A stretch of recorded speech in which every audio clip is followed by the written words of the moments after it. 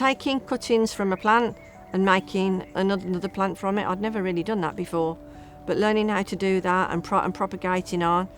But also from a point of just planting a seed. And then when you see that first bit of life coming through the soil, I think that is a game changer, because it's your first sign of life, isn't it? And it's a life that you have sown, and it's going to take a place somewhere in these huge gardens. Thrive is a national gardening for health charity which has been going since the 1970s. We practice something called social and therapeutic horticulture across 3 different centres, here in Birmingham, Battersea Park and Reading, which is our head office.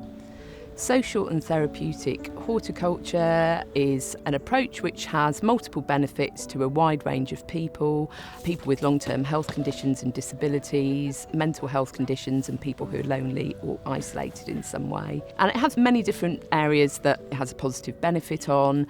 As the physical health, you're using your muscles to do gardening activities. It also has a really great impact on people's mental health and well-being. And most importantly, I think is probably the social side of things. Although we work with people as individuals, we cater for individual needs, and it's a person-centred approach.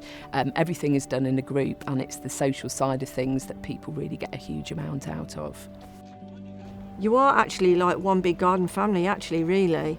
And there's no question about it. When I go home, I'm in a lot better place than when I come in. Sometimes it can be very, very hard to talking to people when your interpersonal skills are not very strong. But the one thing I would say is coming here now, it has given me that confidence now to have conversations with other people when you're here, asking them how they are. And you have got each other's backs as well, you know. And I'm excited to tell you that I've just been accepted to do an RHS qualification in September. Now, if you'd have told me 2 years ago, we'd have been sitting here having that conversation, I'd have said you are mad. But it's true. I start in September. I would say to anyone, being outside in nature, even if you can only do 5 minutes a day. I mean, I was one of these people that never would hardly go outside the door. But being outside amongst nature, amongst plants, amongst trees, amongst, you know, just listening to the bird song as we can hear now, is the best thing for your head you can possibly do.